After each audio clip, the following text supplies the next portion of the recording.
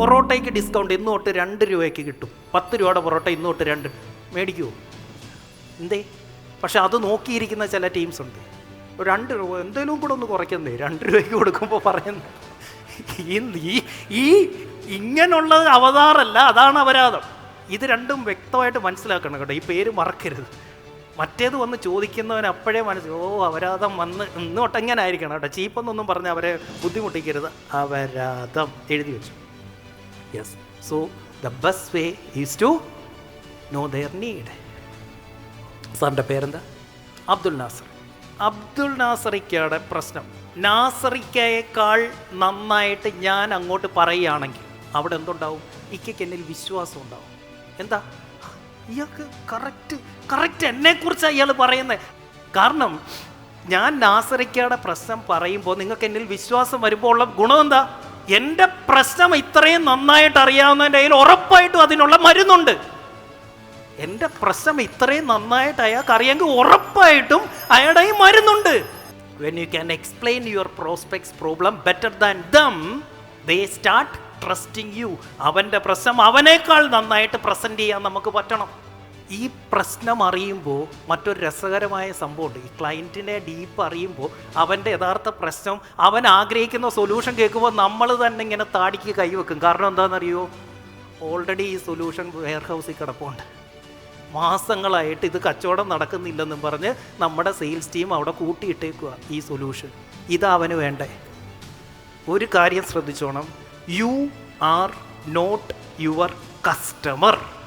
എഴുതിക്കോ, you are not your customer. പല ബിസിനസ്സുകാരുടെയും പ്രശ്നം എന്താണെന്നറിയോ?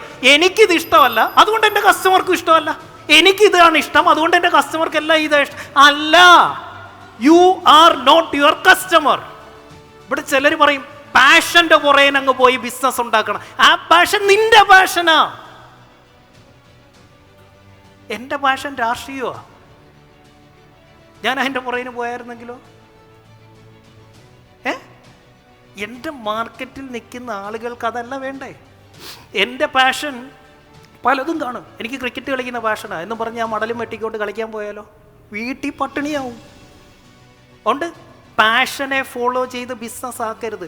Convert your passion into a money making model. ആ പാഷൻ മാർക്കറ്റിൽ കൊടുക്കുമ്പോൾ എനിക്ക് കാശ് കിട്ടണം, അതാണ് ബിസിനസ്. അങ്ങനെയുള്ള പാഷൻ ഫോളോ ചെയ്യാം. So when you know your customers problem, you will be surprise. Why? You already have the solution. ഇന്ന് ഞാനിത് പറഞ്ഞു കഴിയുമ്പോൾ നിങ്ങൾ തന്നെ ആലോചിക്കേടാ, നിങ്ങളോട് പുതിയ പ്രൊഡക്റ്റോ സർവീസോ ഒന്നും ഉണ്ടാക്കാൻ എന്ന് പറയത്തില്ല കേട്ടോ. ഉള്ള സാധനത്തിനെ പുതിയ കുപ്പിയിലാക്കി അങ്ങോട്ട് വെച്ചു കൊടുക്കുക. ആ കുപ്പി മേടിക്കാൻ പോലും നിങ്ങൾ പൈസ ഇറക്കണ്ട, അതും ഞാൻ അവൻ്റെ കയ്യിൽ നിന്ന് ആദ്യം മേടിച്ചു തരാം. So when you anticipate their problem, it is easy to sell. നിങ്ങളുടെ കസ്റ്റമറുടെ പ്രശ്നം അവനേക്കാൾ മുന്നേ ആൻറ്റിസിപ്പേറ്റ്. മലയാളം എന്താ അതിൻ്റെ? ആൻറ്റിസിപ്പേറ്റ്. മുൻകൂട്ടി കാണാൻ പറ്റുന്നിടത്താണ് നമ്മളുടെ സെയിൽസ് ഇരിക്കുന്നത്. അവൻ ഒരു പ്രോബ്ലം ഉണ്ടായിട്ട് പ്രൊഡക്റ്റ് അന്വേഷിച്ച് വരികയാൽ നിങ്ങൾ മനസ്സിലാക്കണം, customers don't know what they want. Our customers don't know what they want. നിങ്ങൾക്കറിയായിരുന്നോ പ്രീമിയം സെല്ലിംഗ് ആണ് നിങ്ങളുടെ പ്രശ്നമെന്നും പ്രീമിയത്തിൽ ഓഫർ സെറ്റ് ചെയ്യുന്നതാണ് നിങ്ങളുടെ പ്രശ്നമെന്നും അത് സെറ്റ് ചെയ്യാൻ അറിയാത്തതാണ് നിങ്ങളുടെ പ്രശ്നമെന്നും നിങ്ങൾക്കറിയായിരുന്നോ? ഇല്ല, ഞാൻ കണ്ടെത്തിയതാ. അതുകൊണ്ടാണ് നിങ്ങളിവിടെ എത്തി. നിങ്ങൾ ചോദിച്ചു വന്നതാണോ എനിക്ക് ഓഫർ സെറ്റ് ചെയ്യുന്നത് എങ്ങനെയാണെന്നൊന്ന് പഠിക്കണം, അങ്ങനെ വന്നതാണോ? അല്ല, I anticipated your problem. How? Why? Customers don't know what they want. നമ്മളത് കണ്ടെത്തണം, നമ്മൾ അവനെ പഠിപ്പിക്കണം. You have to teach your customer about what they really want. The more personal you get, the more you can sell. എത്രത്തോളം അവനുമായിട്ട് ചേർന്ന് നിൽക്കുന്നോ, അവൻ്റെ പേഴ്സണലിലേക്ക് കടക്കുന്നോ, അത്രയും easy ആയിട്ട് നമുക്ക് വിൽക്കാൻ പറ്റും. ഇന്ന് ചെയ്യേണ്ട കാര്യം, just talk to some premium customers who you already serve.